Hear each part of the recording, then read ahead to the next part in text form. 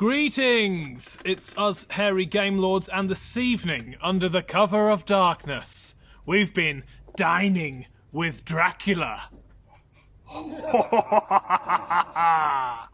What did we think? Find out!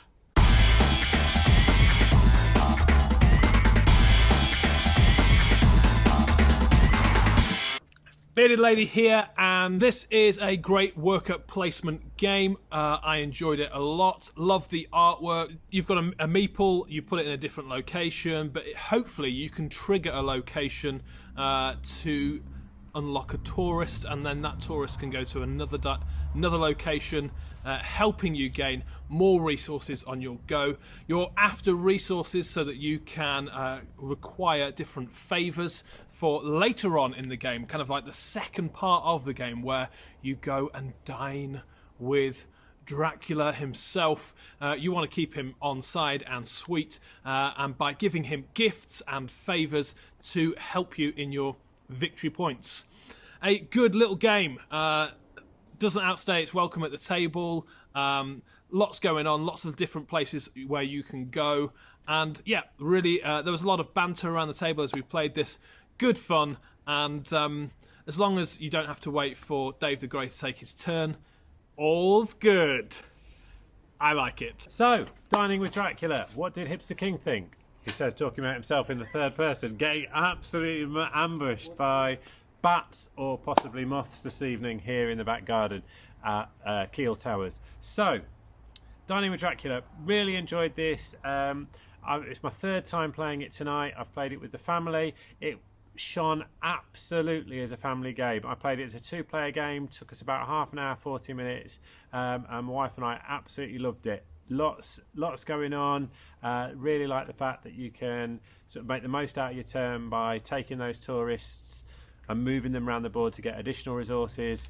Every time you gain a resource, it costs an hour, and there are 24 hours in the day, and once all those 24 hours have been spent, you have to go and dine with Dracula. So you've only got so much time and so many moves and so many actions before you go on to dine with Dracula. And there are two key actions. You can either gain resources or you can repair. Repairing costs 2 hours though. So in your turn, if you repaired twice, that's 4 valuable hours gone. And sometimes there are a couple of times around the table where people took more than you thought they were going to, and you'd got your plan set up with your next 2 or 3 moves, and because the time had gone, you'd only got 1 or 2 of those moves available to you, which meant that gaining sometimes the resources you need wasn't as easy as possible. I really like the gifts. What you have to do with the gifts, the gifts that you're taking to Dracula, you need to get certain specific resources. You might need some holy water, a donut, a couple of slabs of steel and a brick to provide you with one of those that will eventually become victory points when you give that to Dracula. As long as you can bribe your way to his table and to make sure that you've got either some sheep or some blood or a tourist to bribe your way to dinner, because otherwise if you can't bribe your way into dinner, he's going to take a bite right out of you, which limits your scoring opportunities later on in the game. Really sweet, really nice, really enjoyed it. At 4 players, it was a different experience because you've still got the same number of days, you've still got the same number of hours in a day, but there are 4 people sharing those, so it feels a lot tighter than it did when we played at 2, which made it a little bit more thinking, a bit more of a challenge, but still lots of fun. So dining with Dracula, big thumbs up from the Hipster King and the Hipster Prince and the Hipster King's lady. I don't know, is she the Hipster Queen? Guess who was dining with Dracula? It was me. I have been crowned the next Dracula because I successfully pleased him with my offerings. I didn't go down the gift route as much as the other guys. I actually focused on rebuilding the town so that we could have a thriving tourism industry, as well as drinking a little bit of blood on the side. One of the things I love about Too Fat to Fly is they are really off the wall with their themes, like Moonshiners of the Apocalypse, Trouble in Templetown, and now Dining with Dracula. It's not just Dracula, it's combining that with the tourism industry. I love the way that you've got so many different resources, and that you got your wood, you got your bricks, you got your scraps, but then you also have donuts and beer and blood and sheep. How many games have all of those resources in one box? I don't know that many. Well, this one is a lot of fun. It doesn't outstay its welcome. Pete's already mentioned it's time limited, which is nice. But the way that you eat into each other's time is quite interesting because you might want to hold back a little bit so that Pete gets stung with a tiny, measly hour before the start of the end of it, before the end of the night, and we go to Dino Dracula. But then, actually, you're setting up Dave the Grey with a fresh start, all of the tourists to take his pick from, and he actually came out quite well from that. Unfortunately, not on the scoreboard at the end, though. I won a game for the first time in a long time. Yes! Now, the other thing that I like about Dining with Dracula is that it's actually kind of forgiving. As long as you're being proactive with your goes and you're thinking a little bit, you don't have to be a genius to win this game. I mean, I had a viable strategy and it paid off in the end. But the first day, I was so busy picking up wood and like moving tourists around, I forgot to get anything to bribe my way into dinner. Ended up getting bitten, and really had to claw my way up in the rest of the game. And it's still possible. So I like a game where you can catch up even if you're rubbish. So thank you very much for letting us play this one. Hello, it is Dave the Grey who has been dining with Dracula. So, dining with Dracula.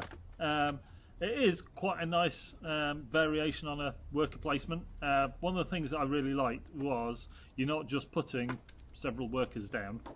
You have one worker, count them, one.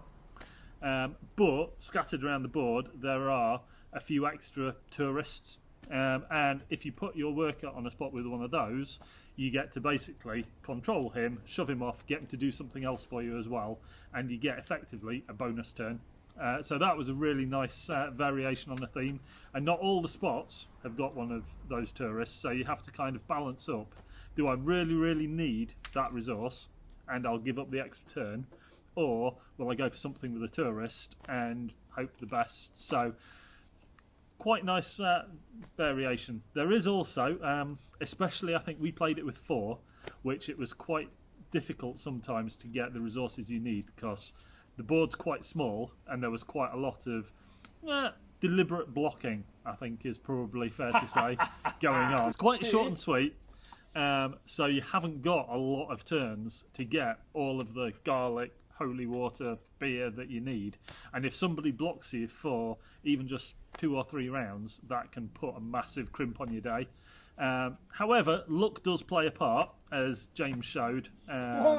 You can win even if you don't know what you're doing. To be fair, first win in 9 months, Just months. 10 months, something like that, probably tells you all you really need to know.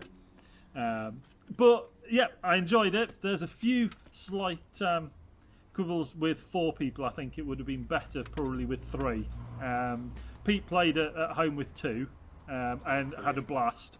I think 4, the board was maybe just a little bit cramped, given how short the game is to get all the points you need. I think the scoring went round to, I think, 80, something like that, and I think we maxed out at about 20 points. I think it's 30. I got Did you lose, Dave? Dave lost. I lost. He got hammered by all of us. Got hammered. I mean, we can't tell from your review. Salty. Salty Dave. Salty, bitter tears. But no, thoroughly enjoyed it. If you're looking for a slight change on the standard worker placement, and it's not sort of your nice happy little elves in a forest worker placement that a lot of them are, this is Dining with Dracula. People are going to get hurt. It is quite a lot of fun. So check it out. It'll be on Kickstarter, and give us a subscription.